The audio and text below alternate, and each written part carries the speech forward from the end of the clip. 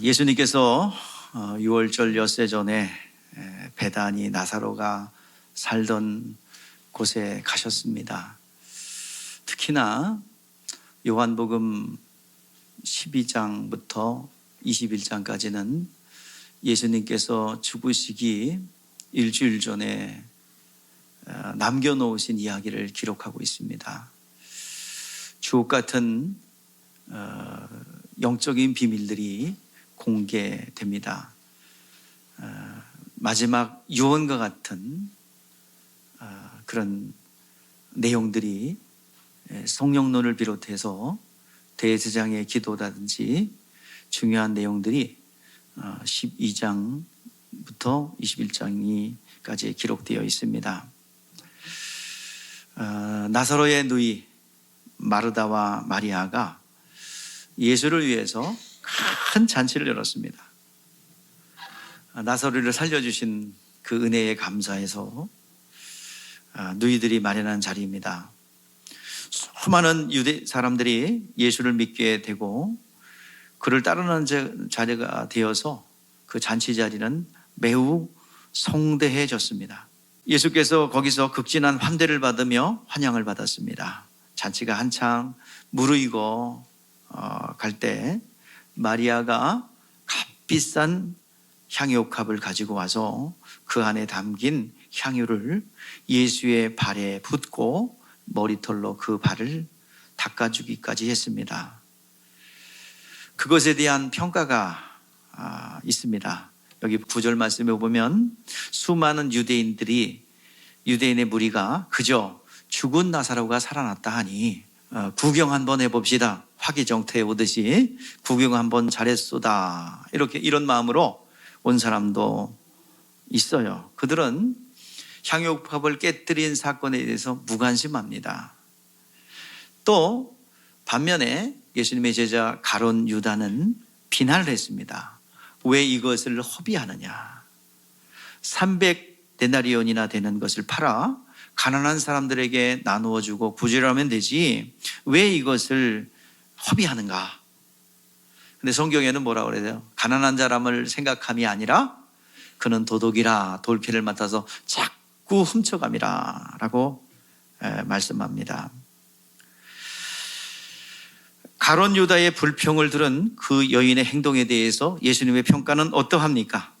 저를 가만히 두라 하시면서 마리아를 괴롭게 하지 말라 하셨습니다.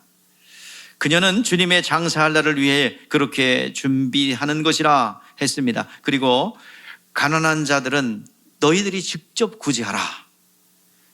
돌보라. 주변에 가난한 사람들은 언제든지 있다.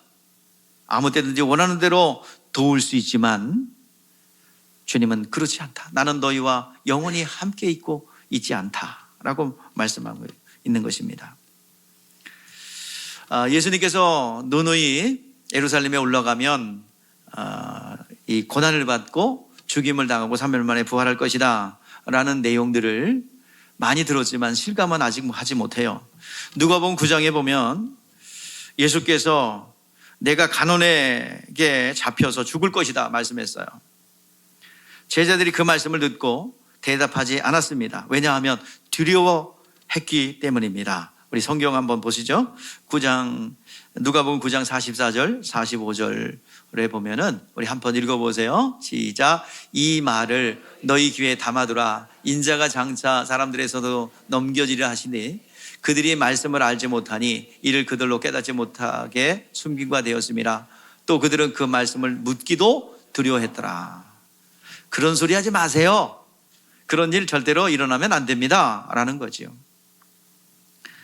이것은 무슨 말인가 듣고 싶지 않았어요. 그들은 예수님이 죽는다는 소리를 듣고 영적 압박감이 너무 컸습니다. 자, 예수님께서는 이런 죽는다, 고난을 당한다, 3일 만에 부활할 것이다 이 소식을요 3번에 걸쳐서 마태복음에서 말씀합니다.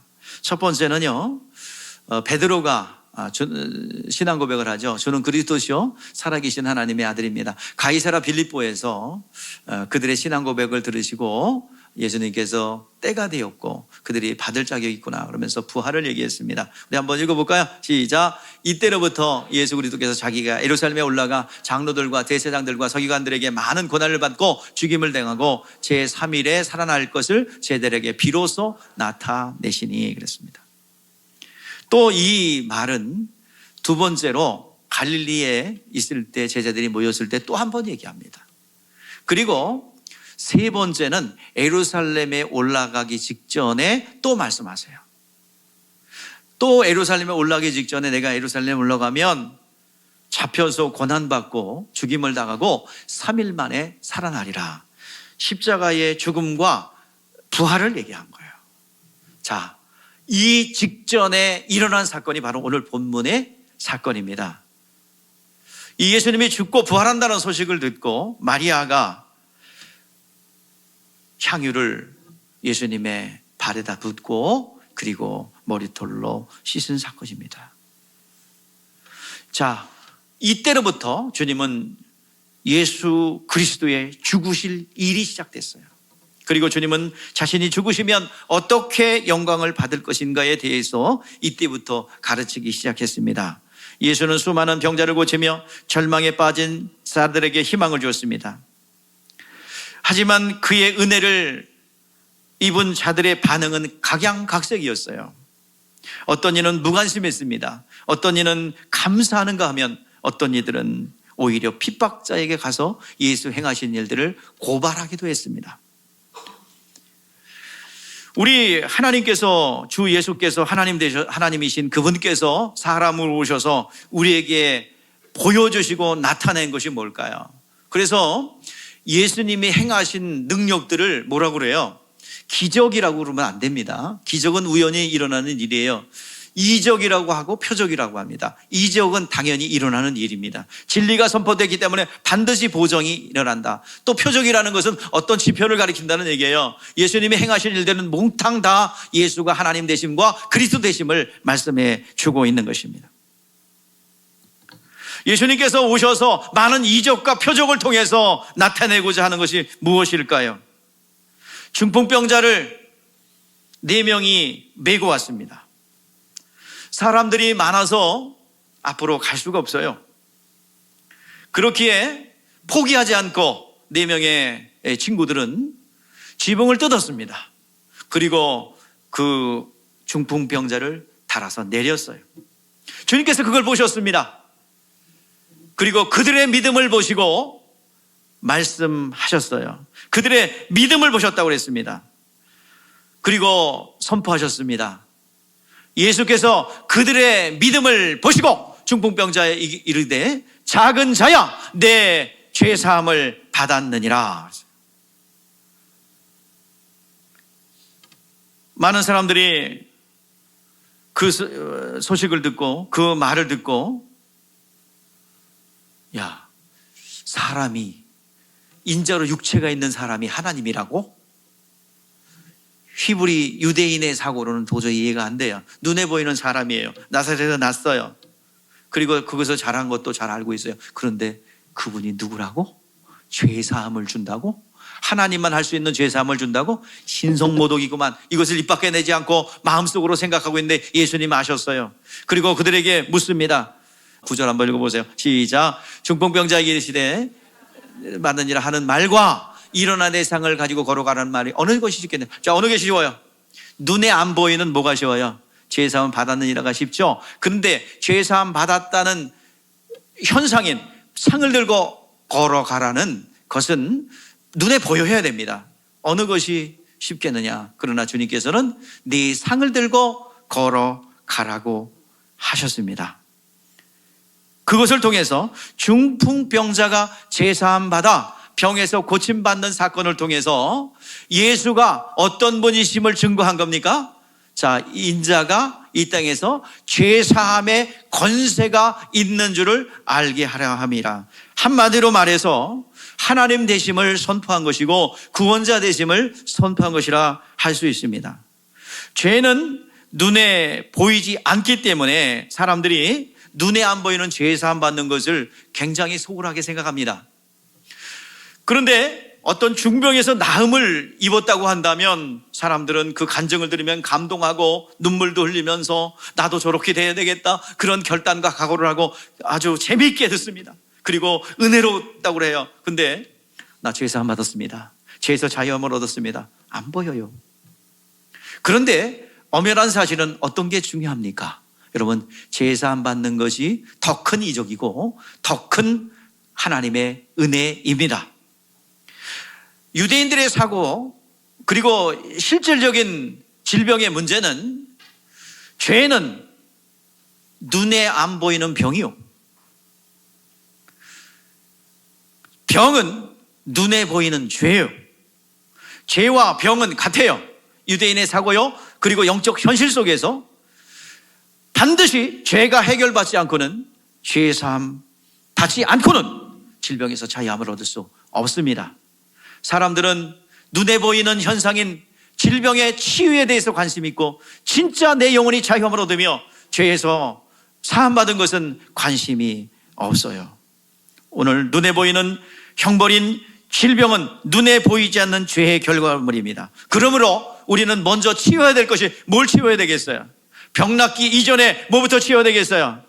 죄를 치워야 합니다. 습관적인 죄, 그리고 내가 넘지 못하는 미혹된 죄악으로부터 여러분 진정한 자유함이 있을 때 여러분 모든 질병과 가난에서 자유함을 얻게 될 줄 믿습니다. 영혼이 구원받았고 그 영혼이 부활할 것이라는 증거들이 우리가 삶 속에서 실제적으로 나타나야 돼요. 하나님의 삶이 우리 가운데 경험되어야 될 줄 믿습니다. 그게 실상이에요. 오늘 먼저 여러분들 가난의 문제, 질병의 문제, 그리고 가정의 여러 가지 당면한 해결해야 될 문제가 있기 전에 먼저 여러분들의 습관적 죄부터 사함받고 청결하게 되기를 주의 이름으로 축복합니다. 그게 해결돼야 돼요. 누가복음 17장에 보면 10명의 문둥병자 이야기를 기록하고 있습니다. 예수님께서 예루살렘에 올라가시는데 문둥병자가 가까이 오지 못하고 소리를 지를 뿐입니다. 소리 높여 이르되 예수 선생이여 우리를 불쌍히 여겨 주시옵소서 하거늘 예수께서 말씀했습니다. 가서 제사장들에게 내 몸을 보이라 했어요. 또 이 동일한 사건, 문둥병이 나았을 때만 제사장 앞에 진단을 받으러 가는데요, 마태복음 8장 4절 말씀에 보니까 문둥병을 고침받은 이들에게 제사장에 가서 내 몸을 보이고 모세가 명한 예물을 드려 그들에게 입증하라 하셨습니다.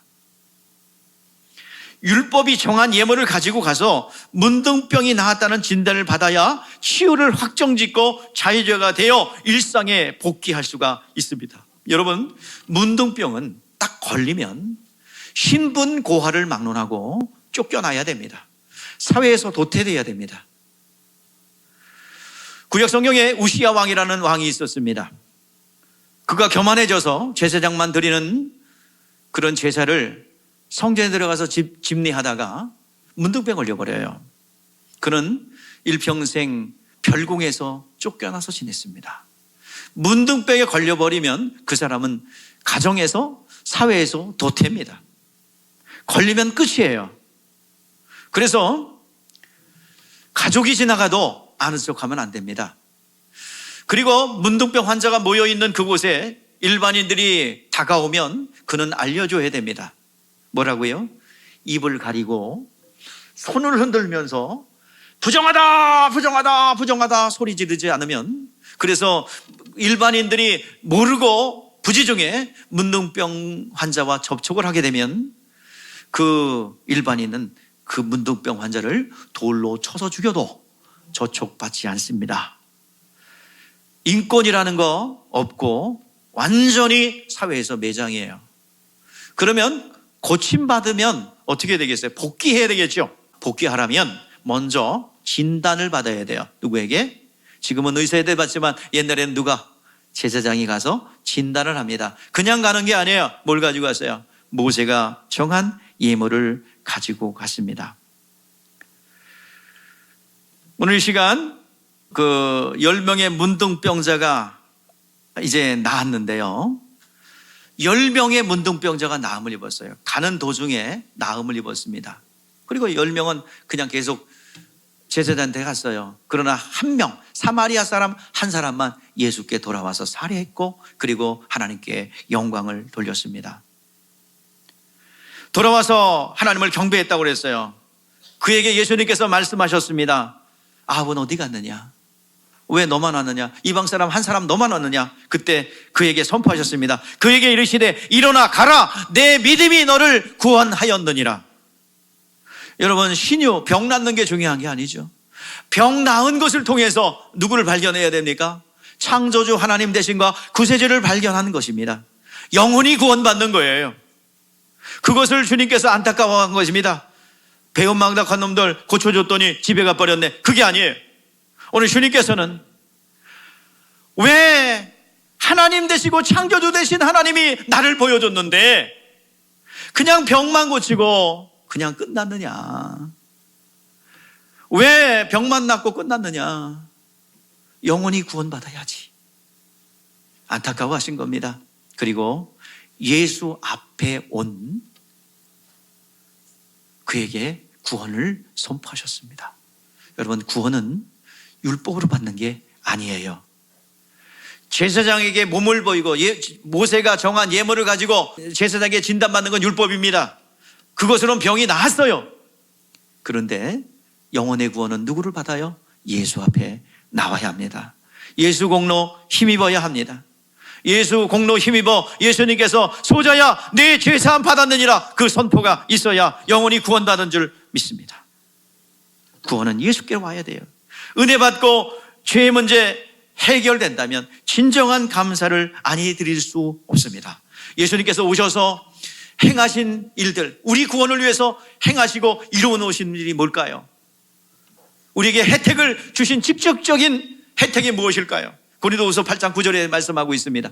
자, 우리 같이 합독하세요. 이 중요한 구절입니다. 자, 예수께서 우리에게 주시고자 이루어 놓으신 겁니다. 시작. 우리 주 예수 그리스도의 은혜가 너희와 알거니와 부요하신 이로서 너희를 위하여 가난케 되심은 그의 가난함으로 말미암아 너희를 부욕하게 하려 하심이라. 여기서 원어적으로 따져봐도 이것은 물권의 축복입니다. 가난하십니까? 가난케 사신 예수 공로 의지하십시오. 여러분, 주머니에 전대가 새는 것이 막아질 것이며 여러분, 망했던 사업이 다시 일어나게 될 줄 믿습니다. 하나하나 어제 우리 사독 시오예들 예배를 드려보니까 무너진 단들이 회복되는 것을 보게 됩니다.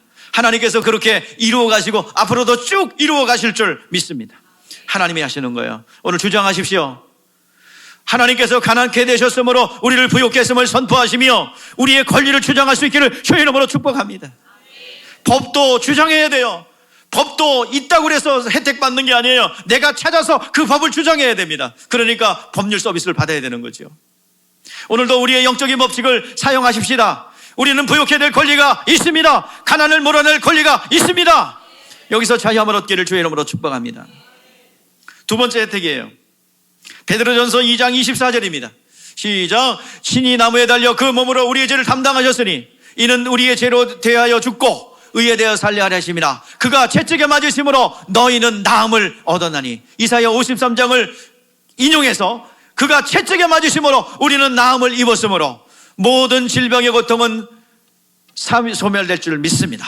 이미 2000년 전에 우리 주님께서 이루어 놓으셨어요.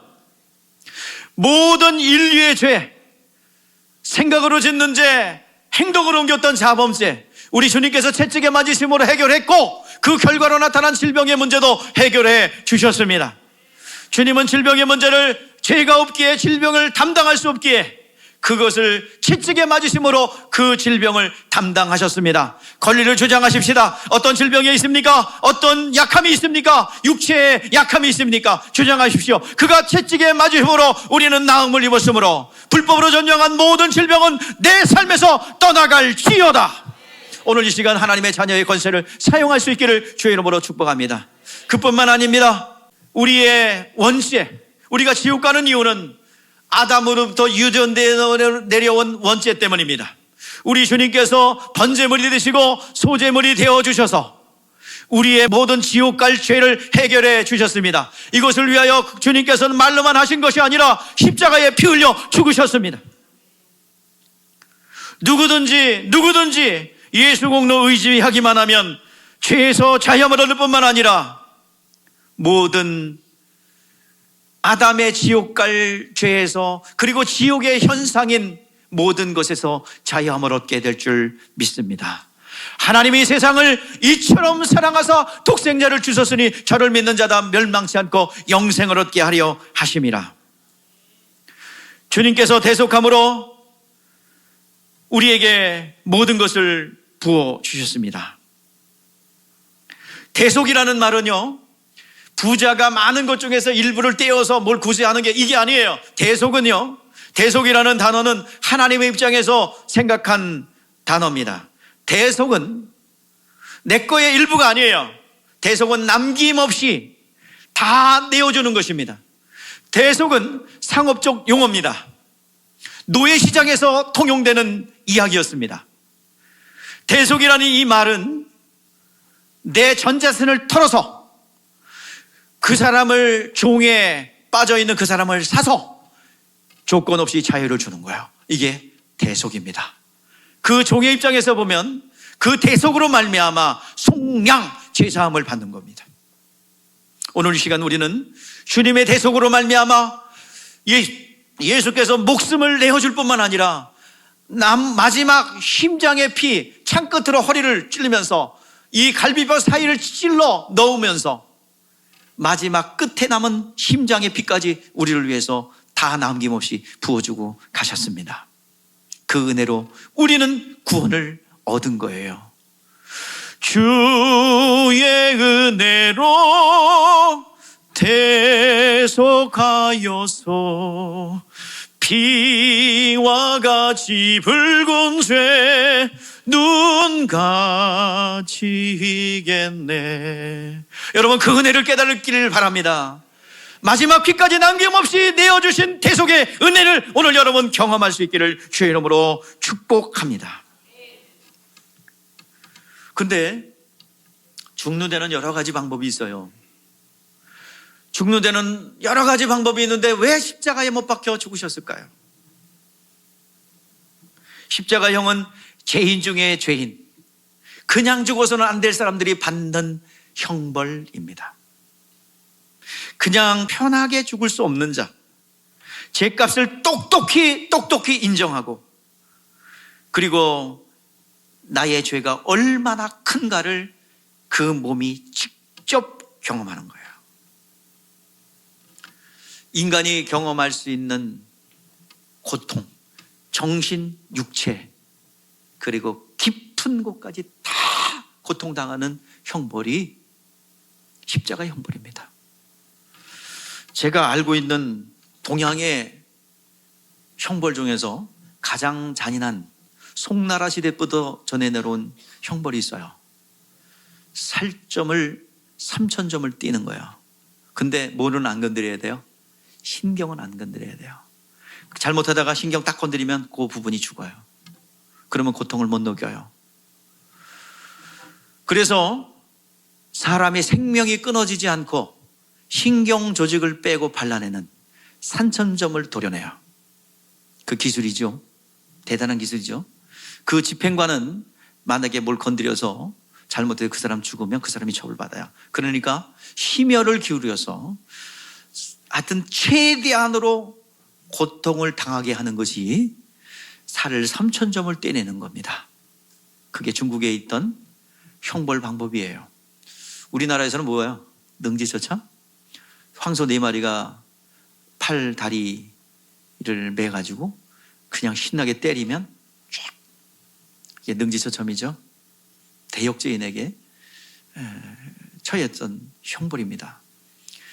그런데 인류가 고안해낸 가장 고통스럽고 수치스럽고 두려워하고 공포스럽고 불명예와 치욕이 겸비된 모든 인간의 인권 그리고 모든 보호는 다 완벽하게 말살된, 원래는 십자가 형벌은 뭐 여러분들 영화에 보면 뭐가 걸쳐져 있죠.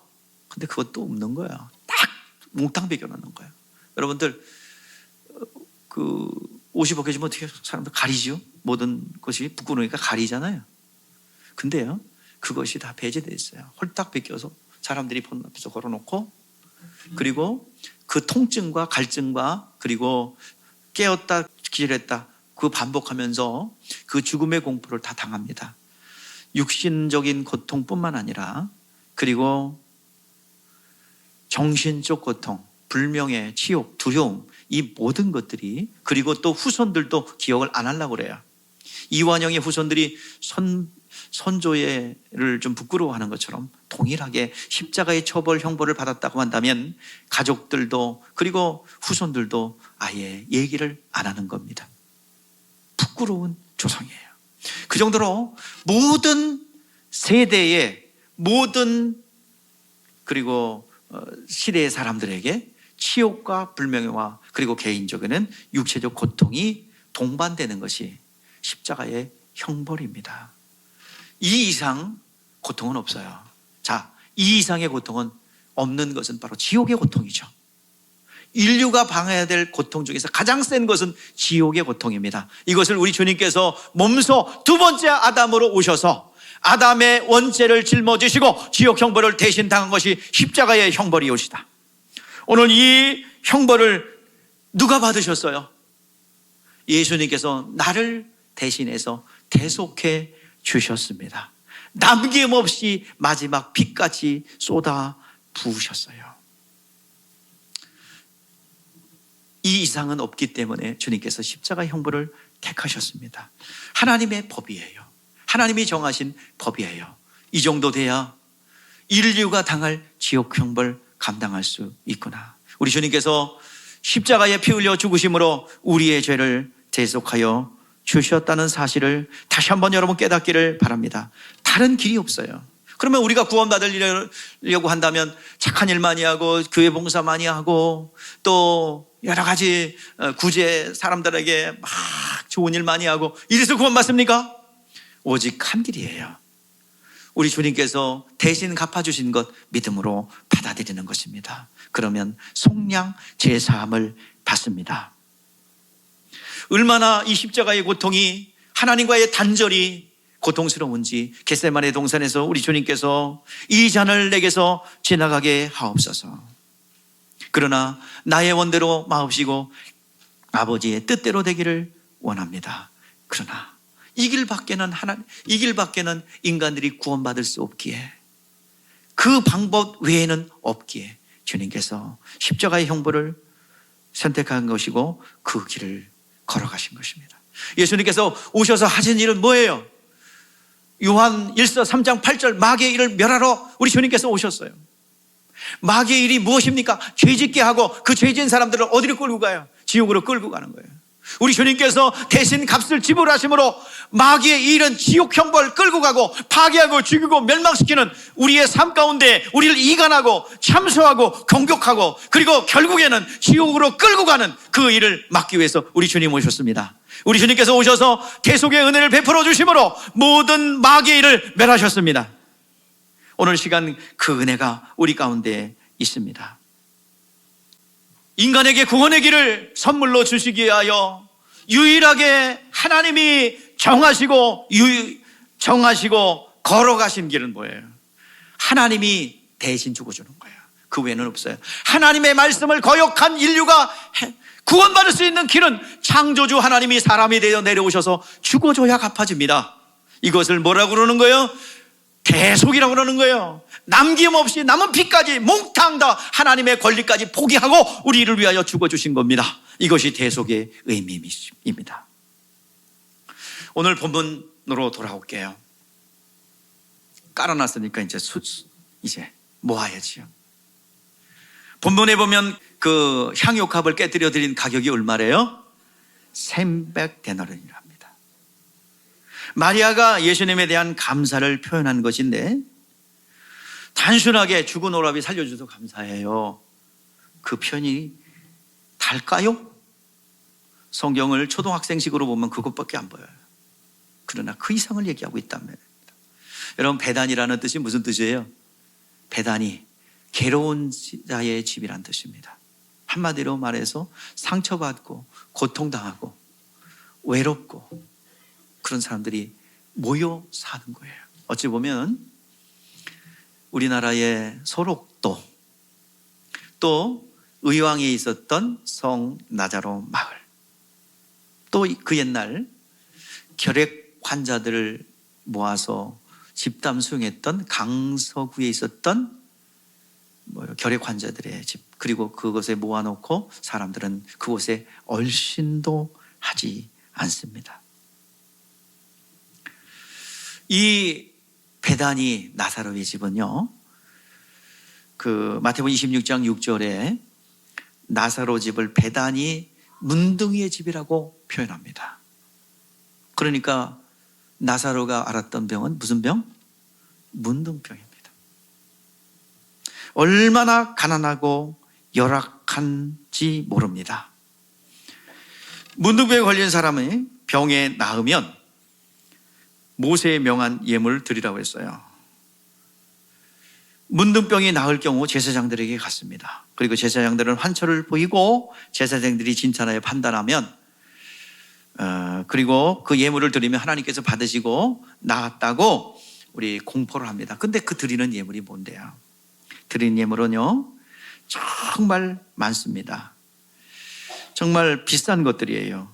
자, 하나님 앞에 드렸던 예물을 가지고 가서 진찰을 받아야 되는데, 여기 한번 읽어볼까요? 자, 4절 그리고 10절입니다. 다 나오지만 다 못 읽어요. 자, 시작. 제사장은 그 경결함을 받을 자를 위하여 명령하여 살아있는 정결한 새 2마리와 백향목과 홍색 실과 우슬초를 가져가게 하고, 8째 날에는 그 흠없는 어린 양 수장 2마리와 1년 된 흠없는 어린 양 암왕 1마리와 또 고운 가루 10분의 3 에바를 기름 섞은 소재물과 기름 한 녹을 취할 것이다. 0.37 리터입니다. 한 녹이라는 것은 그것을 드려야 돼요.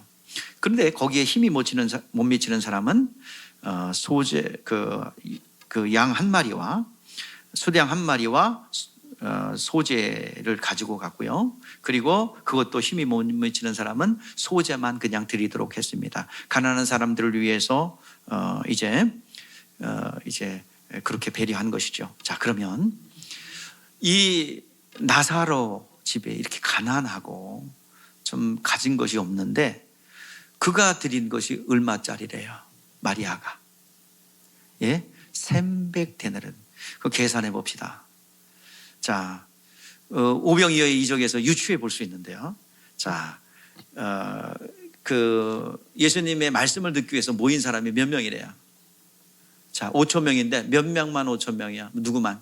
남자 20세 이상 된 장정만 5천 명이야. 실제적으로 모인 숫자는 몇 명이 되겠어요?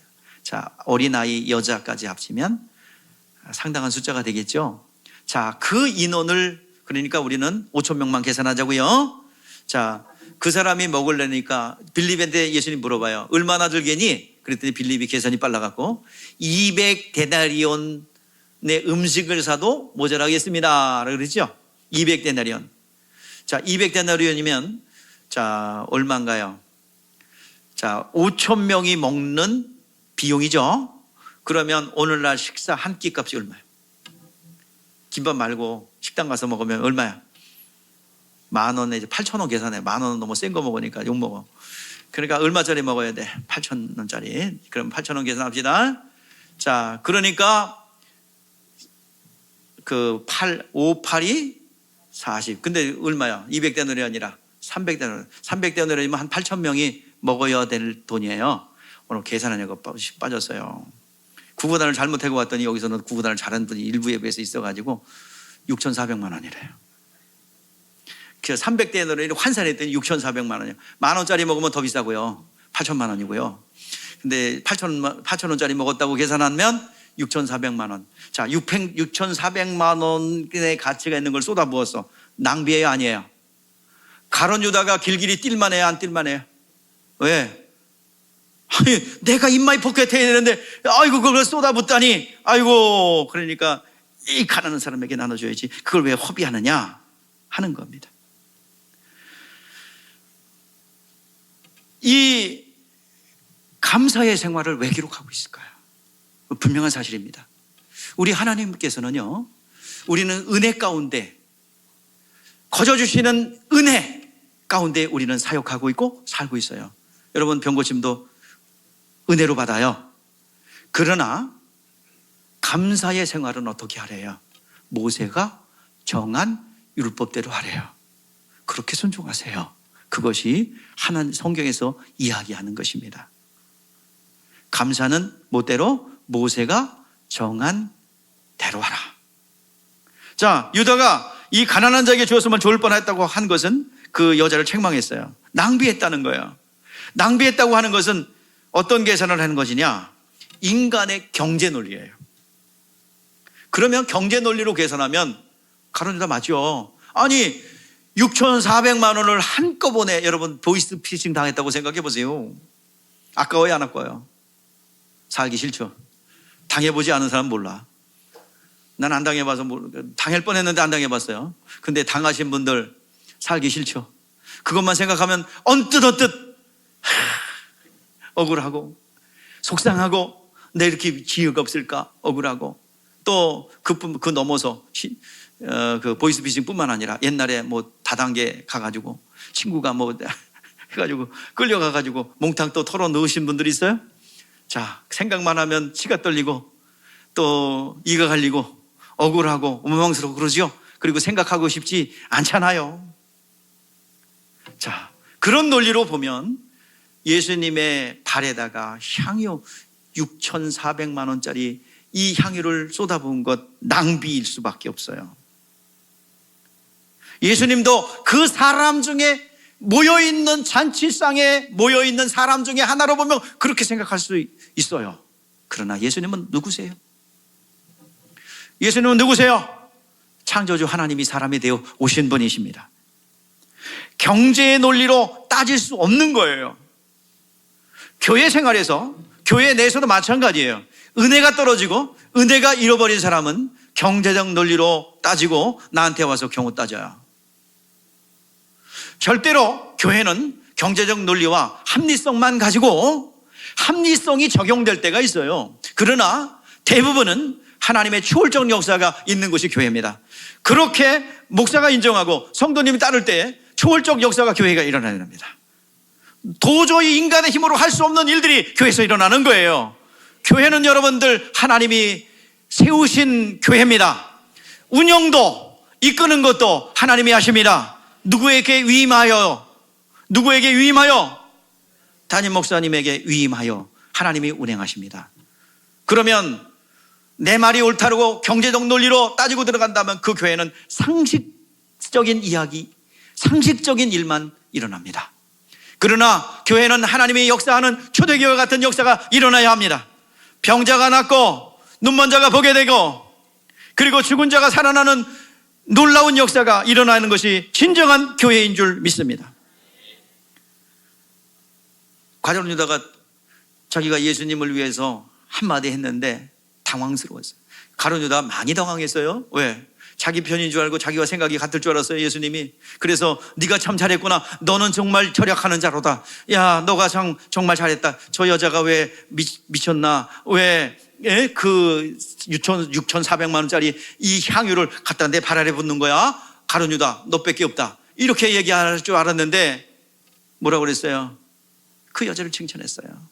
자, 마태복음 26장 12절 13절에서 그렇게 말합니다. 이 여자가 내 몸에 이 향유를 부은 것은 내 장례를 위하여 함이니 내가 진실로 너에게 이르노니 온 천하에 어디서든지 이 복음이 전파되는 곳에는 이 여자가 행한 일도 말하여 그를 기억하리라. 오늘도 강대상에서 이 여자의 행한 일을 선포하고 있습니다. 그러면서 주님께서 하시는 말씀이 무엇입니까? 가난한 자들에게는 항상 있지만, 오늘 8절 말씀을 한번 읽어보시죠. 오늘 본문 8절입니다. 시작. 가난한 자들에게는 항상 너희와 함께 있거니와 나는 항상 잊지 아니하리라 하시니라. 가난한 자들에게 항상 있어요. 그 사람들은 항상 주변에 있어 기회가 있지만 나는 항상 있지 않다라고 말씀합니다. 우리는 이 주님의 말씀에 귀를 기울여야 합니다. 지금부터 잘 들으셔야 돼요. 이제 뭐 해야 돼요? 하고자 하는 핵심적 이야기가 여기 있습니다. 우리 주님의 말씀에 귀를 기울여야 돼요. 사람들을 섬기는 것은 항상 열려 있어요. 교회는 구제기관이 아니에요. 교회가 아니더라도 구제기관을 만들어서 할 수 있어요, 여러분들이. 근데 자꾸 교회를 향하여 공격하지요. 하나님의 가르쳐준 사랑이 마치 구제라고 생각합니다. 복음을 구제라고 생각합니다. 그래서 교회가 뭐 하는 거야? 왜 구제를 안 하고 맨날 니들끼리만 먹고 사는데, 뭐 이게 뭐예요? 뭘 먹고 살아요? 예배하는 데 사용하지, 선교하는 데 사용하지, 영혼을 구령하는 데 사용하죠. 영혼을 세우는 데 사용하죠. 비판합니다. 그랬더니 교회도 맞아, 맞는 것 같아. 그 얘기 들으니까 맞는 것 같아. 아니, 주때도 없고 아무것도. 그래서 신학자들이 막 연구했어. 왜 교회가 욕을 먹지? 교회는 잘해도 욕이고 못해도 욕이에요. 항상 욕 먹는 게 주업이에요. 교회는 뭘 아무리 잘해도 또 교회는 욕해요. 왜요? 결이 달라요. 그들이 예수 믿든지 아니면 우리가 안 믿든지 둘 중에 하나 되는데 우리가 안 믿을 수는 없잖아. 그러니까 누가 믿어야 되겠어?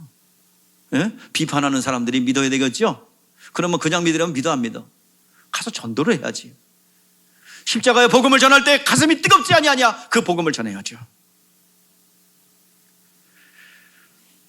하나님이, 그래서 신학자들이 만들어낸 게 하나님 선교적 교회론. 사회 속으로 들어가서 도서관도 하고 식당도 하고 커피도 하고, 요즘에 개척하는 교회 설립하는 그 가르들 보면 가서 한심하고 정말 그냥 그래요. 무슨 선교적 교회론입니까? 무슨 하나님 선교예요? 사람한테 잘 보인다고 사람들이 교회 올 것 같습니까? 천만에 만만의 말씀이에요. 복음 전하지 않으면 안 와요. 교회가 세상 사람에게 칭찬받으면 타락한 거예요. 예수님이 어디 환영받았습니까? 결국에는 다 예수님 죽이라고 손가락질 했잖아요. 그러면 예수님 나빠서 그랬어요? 선교적 교회론 안 해서 그랬어요? 예수님께서 자기들이 원하는 메시아가 아니라 이 말, 정체적 메시아가 아니라는 얘기예요. 예수님께서는 만왕의 왕으로서 오셨어요. 세상 임금으로 오지 않았어요. 마카비 같은 그 전쟁의 신으로 오지 않았어요. 로마 정권을 무너뜨리는 신으로 오지 않았어요. 그들이 기대했던 건 그거예요. 마카비처럼 군사력을 가지고 조직력을 가지고 저 로마 정권에 항거하여 이기는 거, 그런 메시아를 원했어요. 그러나 자기들이 기대하는 메시아가 아니라고 예수님 십자가에 못 박으라고 그 폭도가 되어 예수님을 저주하지 않습니까? 똑같습니다. 주님의 몸된 교회가 예수의 이름이 있고 예수의 공로가 있다면 교회를 향하여 세상은 환영하지 않을 것입니다. 그러나 결국에는 그렇게 잡아먹으려 했던 교회로 모든 사람들이 둥지를 틀고 쉬러 오는 거예요. 오늘 여러분들이요, 다시 한번 우리는 복음으로 돌아가고 교회의 본연의 모습으로 돌아가야 될 줄 믿습니다. 예수의 생명을 전해주는 것, 예수의 행하신 일들을 전해주어 예수 믿게 하는 것, 그것이 사랑이요, 그것이 진정한 구제의 모습인 줄 믿습니다. 문턱을 낮추기 위해서 하는 것 필요합니다. 그러나 본질이 바뀌어서는 안 됩니다. 본질은 영혼을 구령하는 것입니다. 하나님을 예배하는 것입니다. 하나님을 찬양하고 경배하는 것입니다. 그것이 교회의 본연의 모습이옵니다. 주님의 장례를 준비하는 것, 이것을 어느 가정, 그 영광의 일을 어느 가정이 합니까? 나사로, 가난하고 보잘것없는 마리아 나사로, 그 집에서 준비합니다. 이 아름다운 유업을 위하여 값을 지불해야 했어요. 그들은 나사로의 죽음이라는 큰 고난을 겪었습니다. 물론 회복이 되었지만 그 고난을 돌파했습니다. 마르다는 주님의 부활을 드러낸 것을 들었어요. 잘 들으셔야 돼요. 지금부터 부활의 소식을 주님께서 그 고백을 했어요. 뭐라고 고백했습니까? 부활을 고백했어요. 자, 마르다에게 주님께서 고백하셨어요. 자, 시작. 예수께서 이르시되 나는 부활이요 생명이니 나를 믿는 자는 죽어도 살겠고 무릇 살아서 나를 믿는 자는 영원히 죽지 아니하리라. 이것을 내가 믿느냐 물으셨어요. 마르다는 뭐라고 그랬어요? 마르다의 신앙 고백 보십시다. 시작. 이르되 주여 그러하외다. 주는 그리스도시요 세상에 오시는 하나님의 아들이신 줄 내가 뭐 했어요? 예수께서 이 땅에 오신 하나님의 아들이시며 그리스도 되심을 내가 뭐합니다? 믿나이다 그랬어요. 믿었어요. 그 가정에 예수님에 대한 고백을 통해서, 그리고 예수님께서 예루살렘에 올라가기 직전까지 내가 예루살렘에 올라가면 죽임을 당하고 부활할 것이라는 그 사실을 듣고 영혼 속에 희미하게 마리아가 그것을 들어왔어요. 마치 그림자와 같이 확실하진 않지만 뭔지 모르지만 뭐가 있구나 희미하게 우리 선지자들이 그런 희미하게 예수님이 행하실 일들을 보는 것처럼 보았어요. 그 부활의 능력이 그 집에 들어왔다는 증거로 어떤 일이 벌어져요? 죽어서 썩어서 나흘이나 돼서 배가 동인 채로 나사로의 무덤 속에 있는 나사로를 불러내셨습니다. 이것이 바로 부활의 소식이 그 가정에 들어왔다는 증거입니다. 예수께서 고백하신 부활의 고백이 그 가정에 들어왔고 그 증거가 나타났습니다. 그 가정에 희미하게 부활의 능력이 들어온 거예요. 예수님이 죽으실 것도 알아요. 부활할 것도 알아요. 그래서 마리아가 예수 앞에 300데나리온 되는 이 향유값을 붓고 머리털로 예수 발을 닦으면서 감사했습니다. 무엇을 감사했겠습니까? 주님께서 늘 말씀하셨듯이 내가 죽여야 하리라 사흘 만에 살아나리라 하는 말씀이 희미하지만 주님의 말씀이 아주 조금씩 구약의 선지자처럼 희미하게 저 멀리 보였을 거예요. 베드로는 예수님이 죽는다고 할 때 그렇게 하지 마세요. 절대로 그런 일이 일어나서 안 돼요. 그런 소리 하지 마세요. 그때 예수님에게 책망 듣죠. 사단아 물러가라. 너를 나는 넘어지게 하는 자로다. 네가 하나님의 일을 생각지 않고 사람의 일을 생각하는도다. 책망을 받으면서 예수님에게 실망을 주었지만 이 여인은 향유값을 깨뜨려 드리면서 장례를 준비하는 것은 그런 고백입니다. 이미 들었어요. 죽음과 부활도 다 들었어요. 그리고 알고 있어요. 향유값은 장례를 준비하는 거예요. 누구의 장례? 예수님의 장례. 받아들인 거예요. 그렇게 안 죽습니다가 아니에요. 장례를 준비하는 거예요. 부어지면서 죄송하고 미안하고 주님 송구스럽지만 주님 좀 죽어주셔야 되겠습니다. 말씀하신 대로 나를 위해서 대신 죽어주세요 하는 고백입니다. 어떤 죽음인지 모르지만 주님이 죽어주셔야 내 영혼이 살 수 있습니다. 여러분들 물에 빠져서 죽어가고 있는데 구명 튜브를 하나 붙잡고 있어요. 빠져가는 사람이 나를 좀 내가 재산이 많은데 재산을 다 줄 테니까 나를 좀 튜브를 양보하시오. 내가 재산을 다 드릴게. 여러분 재산 아무리 들어도 목숨 끊어지면 어때요? 소용없죠? 그러면 여러분 어떻게 할 거예요? 죄송합니다. 내가 살아야겠습니다. 양보 못합니다. 그리고 붙잡아야 되는 게 뭐예요? 생명입니다.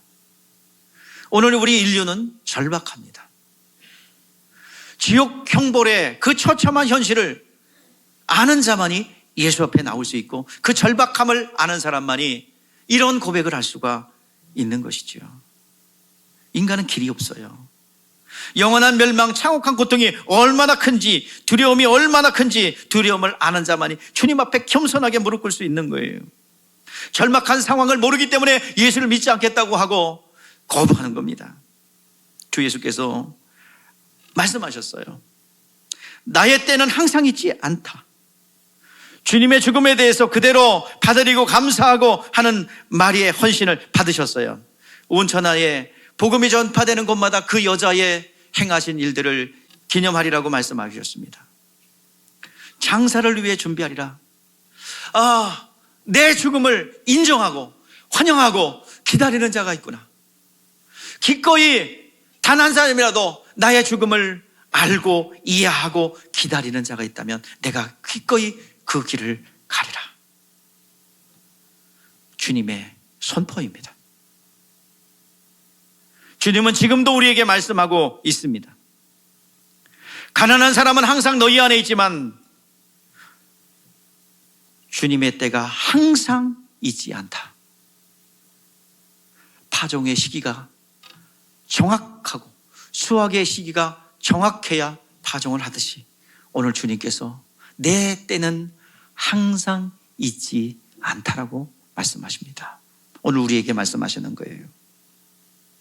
그 주님의 음성이 여러분들에게 들려지기를 바랍니다. 교회는 주님의 몸입니다. 여러분의 모든 영육의 복이 교회를 통해서 흘러나가게 되어 있습니다. 교회는 영원한 세계를 내가 꿈꾸며 내 영혼을 도모할 수 있는 기회 이올시다. 그래서 교회가 항상 말하는 건 아니지만 교회가 여러분의 손길이 필요할 때가 있습니다. 교회가 애통할 때가 있습니다. 교회가 물질이 필요할 때가 있습니다. 교회가 기도가 필요할 때가 있습니다. 교회가 여러분의 헌신, 희생이 필요할 때가 있습니다.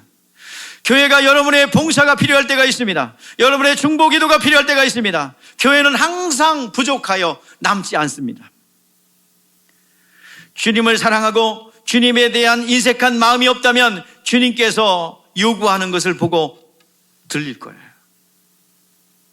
주님의 요구가 어떤 것이 교회가 필요한지 보일 거예요. 탐욕이 없고 주님을 사랑하는 마음이 있다면 보이는 사람에게만 보이는 거예요. 주님이 필요할 때 옥합이 아니더라도 어떤 한계가 없고 제한이 없다면 여러분 그것이 진정한 성도인 줄 믿습니다. 많은 사람들이 주일 성수하고 11조 하는 것으로 고작 11조 하는 것으로 사명을 다한 줄 알아요? 아니에요. 오늘 여러분 제한받지 않는 자유가 여러분 가운데 있기를 바랍니다. 주님이 원하실 때 내 때는 항상 있지 않다고 그랬어요. 사람들을 섬기는 것은 언제나 있어요. 그러나 하나님을 섬기는 것은 기회가 있고 때가 있습니다. 오늘 그 때를 놓치지 않기를 바랍니다. 많은 사람들이 하나님께 묻고 있습니다. 내가 하나님을 어떻게 사랑할 것인가? 주님을 사랑하는 자, 나사로의 집에 부활의 소식이 계시되었고 그 부활의 소식을 받은 자가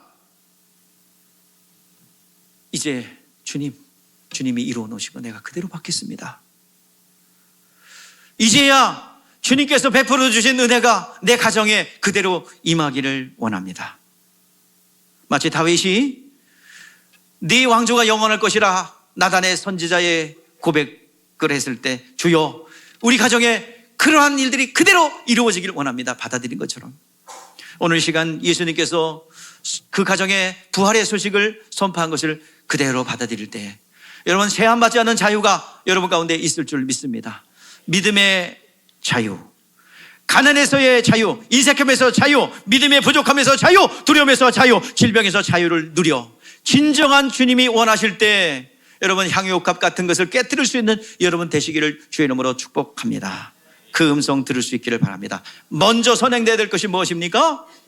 먼저 십자가와 부활이 내 영혼 가운데 계시로 들어와야 됩니다. 내 가정에 들어와야 됩니다. 그러면 진정한 제한받지 않는 자유가 여러분 가운데 있을 줄 믿습니다.